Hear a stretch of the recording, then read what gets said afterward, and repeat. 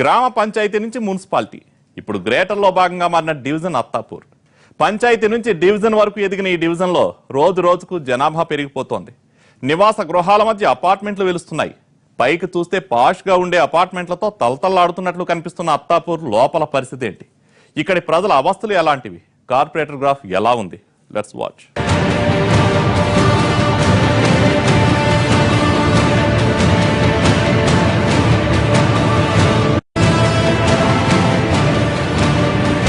ఎటు చూసినా భారీ భవంతులు, షాపింగ్ కాంప్లెక్స్లు. గ్రామ స్థాయి నుంచి గేట్వే ఆఫ్ హైదరాబాద్ గా ఎదిగింది అత్తాపూర్. దీంతో ఇక్కడ జనసందోహం అధికంగా కనిపిస్తుంది. ముఖ్యంగా రంగారెడ్డి, మహబూబ్ నగర్ జిల్లాల ప్రజలు ఎక్కువగా నివసిస్తుంటారిక్కడ.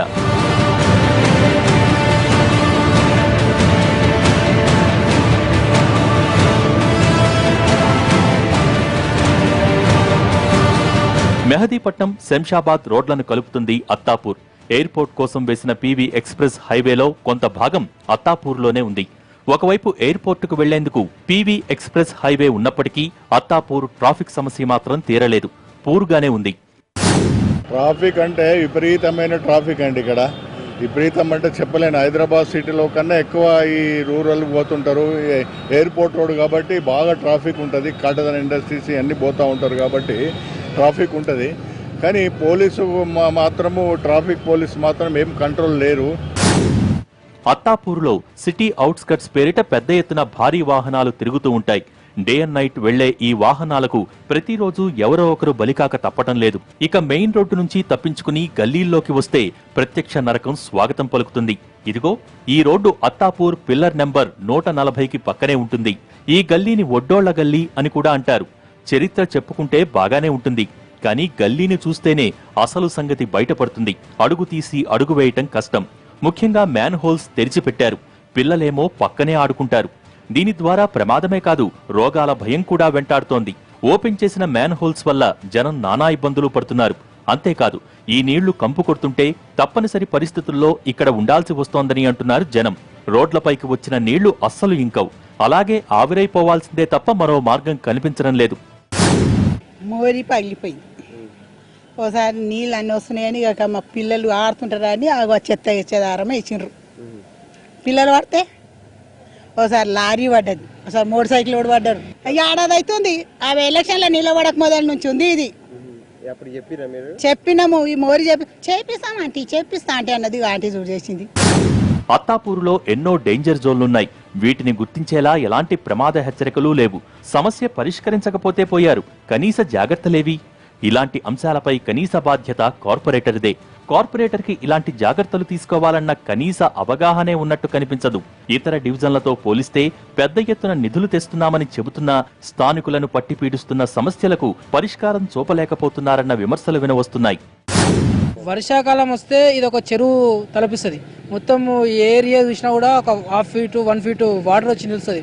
ఆ నీళ్లు పోవడానికి డ్రైనేజ్ ఓపెన్ ఉండదు. డ్రైనేజ్లో పోవడానికి మొత్తం ప్యాక్ ఉంటుంది. ఆ రోడ్లు తవ్వేసి ఆ మట్టి ఆ డ్రైనేజ్ గుంతలపైన వేస్తారు. కాబట్టి వెంబడి ఈ రోడ్స్ అన్ని మరమ్మతులు చేయాలా. కరెంటు పోల్స్ మెయింటెనెన్స్ సరిగ్గా ఉండదు. లైట్లు పోతే మళ్లీ వేయరు. ఎల్ఈడి బల్బులు వస్తాయంటారు. 6 నెలలుగా వీధి దీపాల రిపేర్లు లేవు. దీంతో జనం రాత్రిపూట అష్ట కష్టాలు పడుతున్నారు.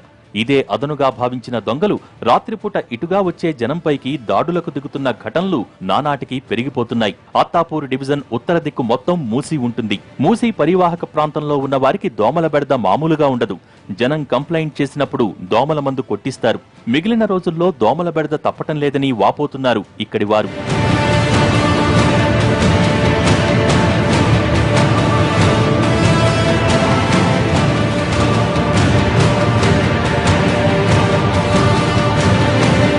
స్థానికుడు, తెలంగాణ ఉద్యమంలో చురుగ్గా పనిచేసిన వ్యక్తి జంగయ్య.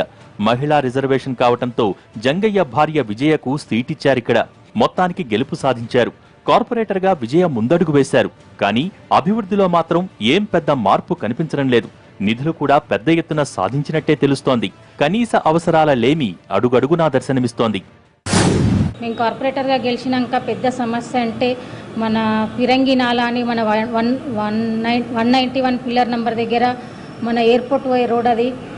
అక్కడ ఒక సగం బస్సు మునిగిపోయేటంత వాటర్ వచ్చేది. ఫస్ట్ మేము కౌన్సిల్లో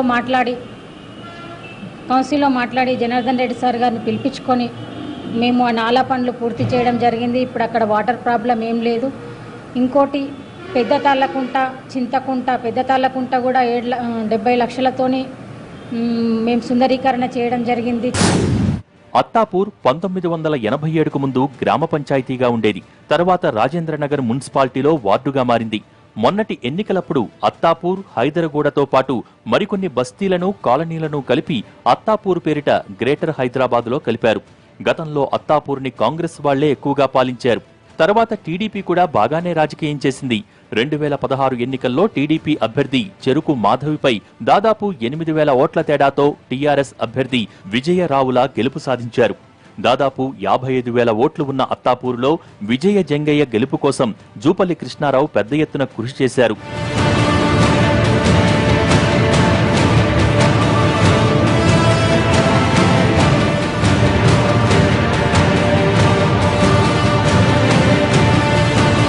అత్తాపూర్ కార్పొరేటర్ విజయ, భర్త జంగయ్య తెలంగాణ ఉద్యమంలో చురుగ్గా పాల్గొన్న పేరుంది. కేటీఆర్ నుంచి మంత్రులు, ఇతర ఎంపీలతో బాగానే పరిచయం ఉంది. తనకున్న పరిచయాలతో అత్తాపూర్ అభివృద్ధి కోసం నిధులను కూడా పెద్ద ఎత్తున సాధిస్తున్నట్టు కనిపిస్తోంది. కొత్త పనులు చేయిస్తున్నారు తప్ప రోడ్లు, డ్రైనేజీ వంటి సమస్యలకు మాత్రం పరిష్కారం చూపలేకపోతున్నారన్న విమర్శలు భారీ స్థాయిలో వినవస్తున్నాయి. చింతకుంట, తాళ్ళకుంట ఈ ప్రజలకు వాకింగ్ టాక్గా చేసి పొద్దున లేచి మనకి ఎక్కడ కూడా వాకింగ్ చేయడానికి జాగలేదని మొరపెట్టుకున్నారు. అందువలన ఆ 2 కుంటలు కూడా సుందరీకరణ చేసి వాళ్ళకు వాకింగ్ చేయడానికి కూడా మేము అందుబాటులోకి తెచ్చాము. ఇంకోటి హైదర్గూడలో మేము సీసీ రోడ్లు 2 కోట్ల సీసీ రోడ్లు వేపించడం జరిగింది. కృష్ణానగర్లో స్వచ్ఛ హైదరాబాద్లో మా వాళ్ళు కష్టపడి చేసిన కమిటీ హాల్ కూడా పూర్తి చేయడం జరిగింది. తెలంగాణ పథకాలను ప్రజలకు అందుబాటులోకి తీసుకువెళ్తున్నామంటారు అత్తాపూర్ కార్పొరేటర్. కళ్యాణ లక్ష్మి, షాదీ ముబారక్ అప్లై చేశారు, ప్రాసెస్లో ఉన్నాయి.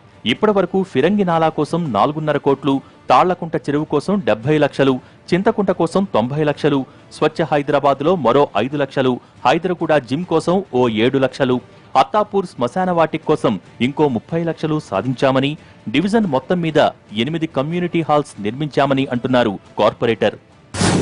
ప్రజలకు ఎప్పుడు అందుబాటులో ఉంటూ షాదీ ముబారకే కానీ, కళ్యాణ లక్ష్మి కానీ అవన్నీ కూడా మేము ఇప్పించడం జరుగుతున్నది. ఎప్పటికప్పుడు మేము ఎట్లాంటి నిర్లక్ష్యం చేయకుండా కూడా ఎప్పుడు మేము ఒక మహిళా కార్పొరేటర్గా మేము ప్రజల్లోనే ఉంటూ అది చేస్తున్నాము. అంతా బాగుంది కానీ అసలైన రోడ్లు, డ్రైనేజీ పనులే అడుగు ముందుకు పడటం లేదు. వీటి పరిష్కారం కోసం కార్పొరేటర్ కృషి చేయకపోవడంతో డివిజన్లోని ఓటర్లంతా మండిపడుతున్నారు. అవన్నీ తెలిసిన జంగయ్యను నమ్మి అతడి భార్యకు పట్టం కడితే తామనుకున్న పనులు సాధిస్తున్నట్టే కనిపించదని వాపోతున్నారు ఇక్కడి వారు. కార్పొరేటర్గా నిధులు సాధిస్తున్నాం కాబట్టి తమకు తాము పాస్ మార్కులు వేసుకుంటున్నా జనం దృష్టిలో మాత్రం ఇంకా కొరత మిగిలే ఉంది. కాబట్టి జనం కోరిన అభివృద్ధి చేసినప్పుడే కార్పొరేటర్గా విజయరావుల విజయవంతమవుతారని అంటున్నారు ఇక్కడి వారు.